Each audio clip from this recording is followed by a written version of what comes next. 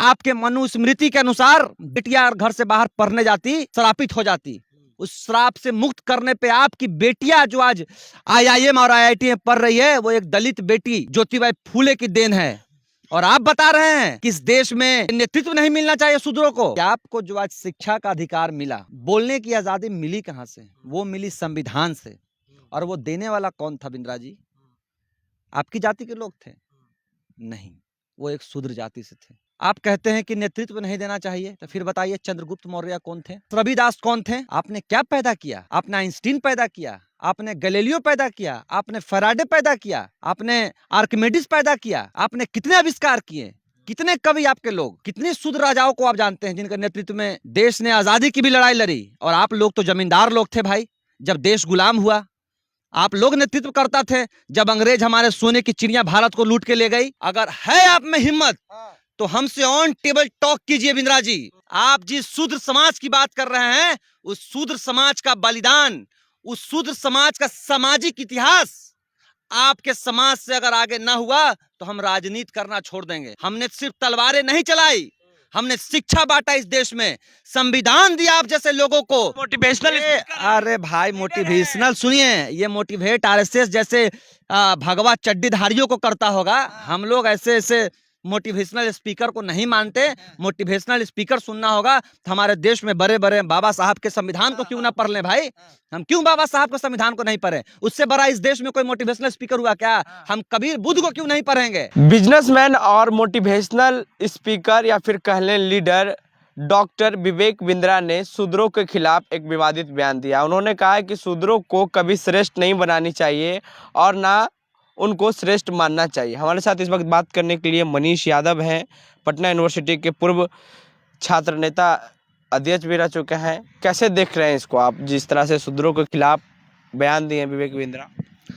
देखिए, सबसे पहले तो हम ये कहना चाहें कि ऐसे लोगों को बोलने की हिम्मत कहाँ से आती है और ऐसे लोगों को कौन श्रोता सुन रहे हैं। सवाल ये नहीं है कि उसने ऐसा बयान दिया। शायद उनकी आप जाति देखेंगे तो वो किस समाज से आते हैं, तो उनकी एक पीड़ा होगी कि देश में आज कहीं ना कहीं राष्ट्रपति महामहिम जिनको कहा जाता है, शूद्र जाति से आती है, आदिवासी जाति से आती है। और सवाल उनसे ये है कि आपको जो आज शिक्षा का अधिकार मिला, जिनका भी आपने नाम लिया, जिन्होंने ये बयान दिया, उनको शिक्षा का अधिकार आखिर मिला कहाँ से? वो प्लेटफॉर्म उनको मिला कहाँ से? बोलने की आज़ादी मिली कहाँ से? वो मिली संविधान से। और वो देने वाला कौन था बिंद्रा जी? आपकी जाति के लोग थे? नहीं, वो एक शूद्र जाति से थे, बाबा साहब भीमराव अंबेडकर। आप कहते हैं कि नेतृत्व नहीं देना चाहिए, तो फिर बताइए चंद्रगुप्त मौर्य कौन थे? रविदास कौन थे? आपने क्या पैदा किया? आपने आइंस्टीन पैदा किया, आपने गैलीलियो पैदा किया, आपने फैराडे पैदा किया, आपने आर्किमिडीज पैदा किया। आपने कितने आविष्कार किए, कितने कवि आपके लोग, कितने साइंटिस्ट आपके लोग, एक का भी आप नाम नहीं बता सकते हैं। आप लोगों ने सिर्फ हवाबाजी करके पैसे कमाए। और आज भी आप जैसे लोग, अगर आप पटना में रहते हैं और बिहार में रहते हैं, तो आपका ये हवाबाजी वाला एक कार्यक्रम इस बिहार के धरती पे हम लोग नहीं चलने देते। इस बात को आप याद रखिए। और जिस दिन आइएगा, ये जवाब आपको हम लेके रहेंगे। आप कहते हैं शूद्र, कितने शूद्र राजाओं को आप जानते हैं जिनके नेतृत्व में देश ने आजादी की भी लड़ाई लड़ी। और आप लोग तो जमींदार लोग थे भाई। जब देश गुलाम हुआ, आप लोग नेतृत्व करता थे। जब अंग्रेज हमारे सोने की चिड़िया भारत को लूट के ले गई, आप कहां थे उस समय? लड़ते? हम शूद्रों ने लड़ाई लड़ी, हम पिछड़ों ने लड़ाई लड़ी। मैं किसी जाति विशेष को टारगेट नहीं करना चाहूंगा, लेकिन जब जाति विशेष को टारगेट कर किसी भी जात समाज के लोग हों इस तरह की बात करेगा, तो मैं उसको याद दिलाना चाहूंगा ज्योतिबाई फूले किस समाज के लोग थे, जिसने देश में आपके समाज की बेटियों को भी घर से बाहर निकलने की आजादी नहीं थी पढ़ने की। आपके मनुस्मृति के अनुसार बेटियां घर से बाहर पढ़ने जाती तो कलंक श्रापित हो जाती। उस श्राप से मुक्त करने पे आपकी बेटियां जो आज आईआईएम और आईआईटी में पढ़ रही है, वो एक दलित बेटी ज्योतिबाई फूले की देन है। और आप बता रहे हैं कि इस देश में अधिकार, ये नेतृत्व नहीं मिलना चाहिए शूद्रों को। आने वाले समय में हम कहेंगे कि इस देश का शूद्र प्रधानमंत्री होना चाहिए, जितने सबसे ज्यादा जिल्लत झेली, जिसने सबसे ज्यादा शोषण झेला। आज उसको नेतृत्व देने की जरूरत है। पिछली पंक्ति में से सिर्फ राजनीति करने के लिए लोग आज उसको एक सहारा दे रहे हैं। अगर शूद्र इतने ही ये कह सकते हैं कि प्रभावी नहीं है तो उनको और आरक्षण दे दीजिए। अच्छा, विवेक बिंद्रा इस तरह का बयान क्यों देता है? नहीं, देखिए, विवेक बिंद्रा जी की मानसिक स्थिति हम मानते हैं कि ठीक नहीं है, तो हम आपके चैनल के माध्यम से जितने भी सामाजिक लोग हैं, किसी भी समाज के हों, पिछड़े अति पिछड़े लोग हों, इनके वीडियो को आज से बाइकाट करें और जब ये पटना और बिहार आए, इनका स्वागत उसी जिस मानसिकता में ये हमें समझते हैं, इनका स्वागत उसी स्तर पे हो, क्योंकि ऐसे लोग स्तर विहीन लोग हैं। ऐसे लोग सिर्फ क्या कीजिएगा बिहार आएंगे बिंद्रा तो? उनसे सवाल करेंगे कि आपने क्या किया इस समाज के लिए। हाँ। हमने तो इस समाज के लिए हमारे सवाल का क्या बात है? सवाल क्या है, क्या बात है? आपने कहा है कि बिहार आएंगे तो उन्हीं के लिहाजे में उनको जवाब दिया जाएगा, जिस तरह से शूद्रों के खिलाफ उन्होंने बयान दिया। जो मानसिकता देश में जादवों और शूद्रों के प्रति बनी कि हम सर फोड़ देंगे, हम गाली गलौज करेंगे, हम कालिक पोत देंगे, जी नहीं। हम पढ़े लिखे लोग हैं, हम बाबा साहब के संविधान के मानने वाले लोग हैं। अगर है आप में हिम्मत तो हमसे ऑन टेबल टॉक कीजिए बिंद्रा जी, कि आप जिस समाज की बात कर रहे हैं, आप जिस शूद्र समाज की बात कर रहे हैं, उस शूद्र समाज का बलिदान, उस शूद्र समाज का सामाजिक इतिहास आपके समाज से अगर आगे ना हुआ तो हम राजनीति करना छोड़ देंगे। हमने सिर्फ तलवारें नहीं चलाई, हमने शिक्षा बांटा इस देश में, संविधान दिया आप जैसे लोगों को कि आप आगे चलकर आपका समाज, आपका परिवार तरक्की करे। हम पूरे भारतवर्ष के सभी धर्म और जात के मानने वाले लोगों को लेकर चलें, लेकिन आपकी ओछी मानसिकता बताती है कि आज भी आप धर्म की बात करते हो और जात की बात करते हो। आपका ये दुकान, आपका ये गुमटी बहुत दिन नहीं चलेगा अगर आप इसी तरह का बयान दीजिएगा तो। जब बिहार में आएंगे तो आप लोग क्या करिएगा? देखिए, हम आपको क्या कहें, क्या करिएगा? नहीं नहीं नहीं, एक बात अरे समझिए कीजिएगा भाई, क्या भैया? हम लोग बिहार में आएंगे तो उनको उन्हीं के इससे जवाब देंगे हम लोग, इतना आप याद रखिए। वो किस तरह से एक समाज को बेइज्जत करते हैं तो उनको हम लोग भी बेइज्जती उन्हीं के तरीके से देंगे। ऐसा नहीं है कि हम लोग उन्हें खदेड़ देंगे, भगा देंगे। बीवी भी उन पे आरोप लगा रही है कि हमें मारता पीटता है। देखिए, ऐसे लोगों को कहीं ना कहीं हम मानते हैं कि समाज में रहने का अधिकार नहीं है।